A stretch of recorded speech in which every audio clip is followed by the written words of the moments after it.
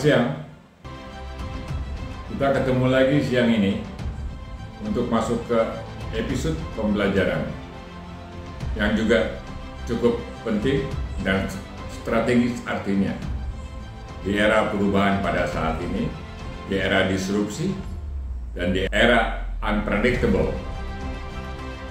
Saya berharap pembelajaran kali ini yang berjudul Business Process Reengineering itu akan membawa manfaat dan daya guna bagi perusahaan teman-teman untuk menyongsong masa depan, di mana era masa depan selalu membutuhkan sebuah mekanisme kerja, terutama di dalam bisnis proses yang bersifat sederhana, kemudian adaptif, kemudian agile, sehingga dengan demikian mempelajari bisnis proses reengineering itu sangat bermanfaat untuk diketahui dan dipahami oleh kawan-kawan untuk meningkatkan efisiensi, efektivitas, dan produktivitas perusahaan. Jadi modul pembelajaran kita yang berjudul Business Process Reengineering akan terdiri daripada 5 sesi yang teman-teman harus ikuti secara keseluruhan, sehingga diharapkan bahwa pengetahuan ini membawa manfaat yang besar bagi perusahaan kawan-kawan. Sesi pertama adalah Learning Introduction yang sedang saya bawakan pada saat ini. Disebut dengan Learning Introduction Business Process Perusahaan. Kemudian yang kedua adalah pemahaman dan kemanfaatan proses bisnis perusahaan. Sesi ketiga adalah proses bisnis perusahaan berbasis EMT diagram atau Ishikawa-Mathias Time Diagram. Kemudian sesi keempat adalah rekayasa proses bisnis dan organisasi perusahaan. Dan yang terakhir adalah proses bisnis unggulan dan organisasi perusahaan. Baiklah kawan-kawan, kita mulai Learning Introduction Business Process Reengineering. Mari kita mempelajari dasar-dasar proses bisnis perusahaan. Pemahaman banyak pihak tentang proses bisnis itu memang bermacam-macam, sehingga kadang-kadang menimbulkan kesan cukup membingungkan di antara para pembelajar ataupun para profesional di perusahaan. Dan banyak sekali proses bisnis itu diidentikan dengan prosedur. Nah, sekarang saya ingin menyatakan sering sekali orang mengkaitkan proses bisnis perusahaan dengan sistem operating prosedur atau SOP. Kemudian juga sering sekali diidentikan dengan flowchart. Kemudian sistem and prosedur. Kemudian prosedur. Kemudian ISO 9000, kemudian dikaitkan dengan workflow, kemudian bisnis proses diidentikan dengan cara bekerja, dan kemudian yang terakhir dikaitkan dengan aktivitas dan kegiatan.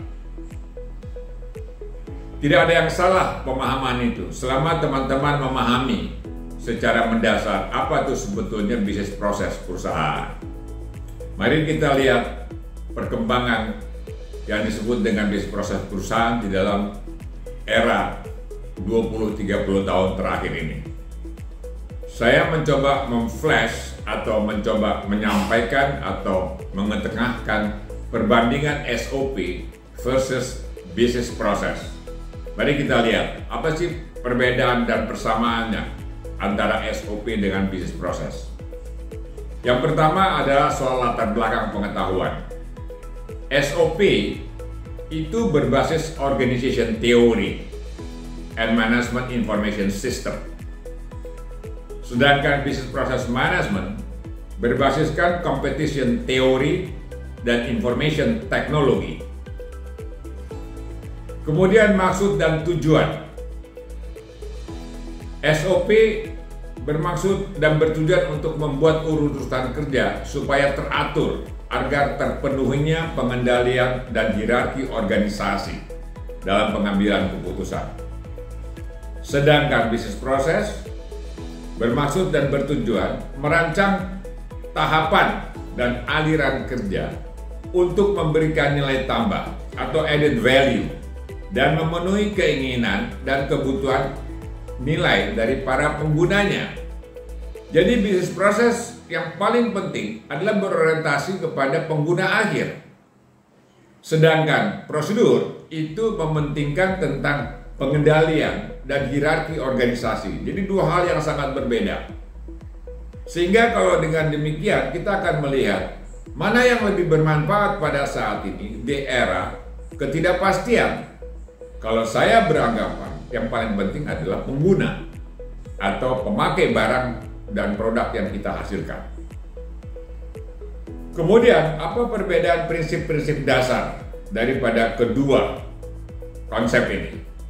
SOP, prinsip-prinsip dasarnya adalah pertama, mengutamakan keteraturan.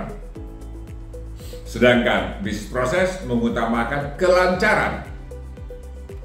SOP bersifat kaku, rumit, dan birokrasi.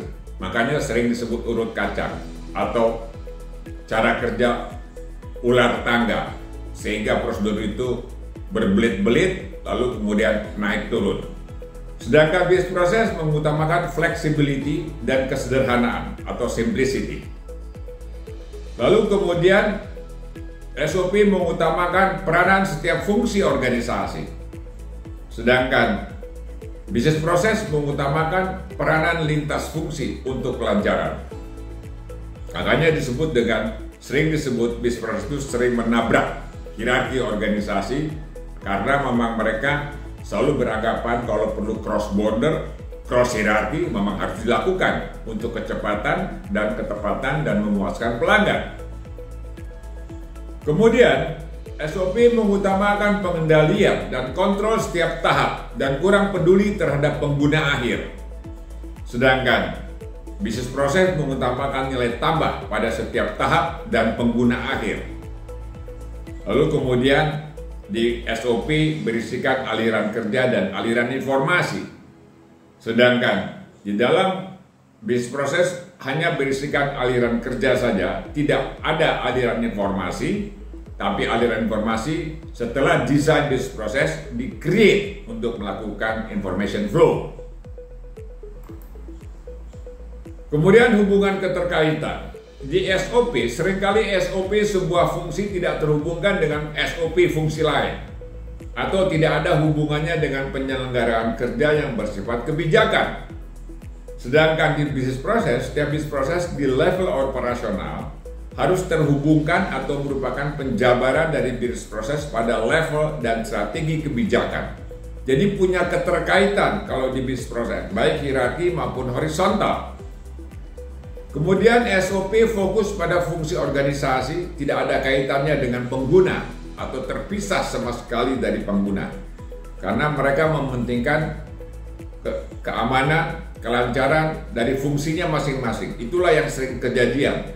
Kadang-kadang mereka nggak peduli bahwa sebuah kegiatan kerja itu akan bernilai tambah apa tidak, atau akan memudahkan atau menyulitkan prosedur berikutnya. Ini yang disebut sering kejadian. Penggunaan SOP adalah untuk melindungi diri dari dalam birokrasi. Kemudian bisnis proses harus terkait dengan kebutuhan dan keinginan pengguna akhir yang bersifat end-to-end. Baik teman-teman, setelah kita melihat perbandingan SOP dan bisnis proses, mari kita mencoba menelaah pemikiran penemu daripada bisnis proses. Penemu bisnis proses adalah Michael Hammer dari MIT atau Massachusetts Institute of Technology pada era 80-an dan era 90-an. Dia adalah seorang computer science. Apa kata dia tentang what is the business process? Proses dan proses bisnis menurut Michael Hammer adalah proses adalah kumpulan kegiatan atau aktivitas kerja. Sedangkan proses bisnis adalah kumpulan proses yang teratur untuk membuat sebuah produk dan atau jasa yang memberikan manfaat dan atau nilai tambah bagi penggunanya. Kemudian proses bisnis mengubah masukan atau input menjadi keluaran atau output. Oleh karenanya setiap proses bisnis harus dirancang secara sistematik, terstruktur sehingga mudah untuk dilaksanakan, ditelusuri dan juga kemudian diperbaiki. Setiap proses dalam proses bisnis harus dapat memberikan manfaat atau nilai tambah bagi proses-proses berikutnya. Nah, ini yang tidak terjadi di sistem and prosedur. Bahwa sebuah kegiatan apakah akan bernilai tambah atau berdaya guna bagi prosedur berikutnya, kadang-kadang di dalam SOP itu tidak pernah dipedulikan. Yang paling penting aman fungsi gua atau aman daripada pekerjaan saya. Itulah yang membuat sering terjadi birokrasi yang berlebihan kalau hanya mengandalkan prosedur. Sekarang mari kita lihat, dasar daripada business process adalah activity. Di dalam setiap perusahaan, baik jasa maupun produk itu akan ada ribuan activity. Sekarang mari kita lihat, activity adalah dasar dari sebuah proses. Activity itu ada diagram yang menjelaskan bahwa setiap activity harus dimulai dengan input dan diakhiri dengan output atau hasil. Nah, selama activity bekerja atau dikerjakan, akan ada yang disebut dengan pengarah atau driver. Lalu kemudian ada yang disebut penguat, tapi ada juga yang mengendalikan. Tapi di setiap activity juga akan terjadi yang namanya penghambat atau hambatan. Sehingga tidak tertutup kemungkinan bahwa setiap activity itu juga mengalami kendala dalam kelancarannya. Nah, proses adalah hubungan antar activity yang menjadi satu dan kemudian berjalan secara tahap demi tahap. Sama juga dengan activity, proses itu selalu ada input atau masukan. Kemudian hasil akhirnya disebut dengan output, kemudian juga akan ada pengarah, dan kemudian ada penguat, lalu kemudian ada pengendali. Nah, kelihatan di sini di dalam gambar ini, proses itu terdiri pada banyak sekali activity. Sehingga kalau salah satu activity saja itu mengalami hambatan, itu akan mempengaruhi activity berikutnya. Inilah yang disebut dengan harapan bahwa harus diciptakan kelancaran atau kesederhanaan dalam setiap bekerja dengan proses kerja yang memang mengutamakan kepada pengguna. Nah, 5 hal mendasar yang perlu dipahami dalam proses bisnis adalah: yang pertama, make everything simple. Membuat proses kerja menjadi lebih sederhana. Yang kedua, creating add value activity atau menciptakan nilai tambah. Yang ketiga, end-to-end working. Bekerja dimulai dari akhir dan berakhir di awal. Artinya, bekerja untuk memenuhi kepentingan pengguna atau pelanggan. Yang keempat, bersifat cross-function and eliminate the wall. Bekerja lintas fungsi dan menghilangkan tembok-tembok organisasi atau menghilangkan silo-silo organisasi. Ini hal mendasar yang perlu dipahami dalam pengertian penerapan bisnis proses. Yang kelima, sebuah proses yang baik akan bersifat faster, lebih cepat, kemudian cheaper, lebih murah, kemudian yang terakhir adalah better atau lebih baik. Bekerja untuk menciptakan kecepatan menjadi lebih murah dan lebih baik. Ini tujuan daripada bisnis proses. Dan kecepatan, ketelitian adalah ultimate goal dari setiap bisnis dalam setiap perusahaan. Sehingga dengan proses yang baik diharapkan perusahaan itu memiliki keberlanjutan dan daya saing. Demikianlah kawan-kawan untuk sesi pertama daripada Business Process Reengineering. Semoga hal ini bermanfaat dan dapat dipahami secara mendalam untuk lanjutan kepada sesi-sesi berikutnya. Terima kasih. Salam.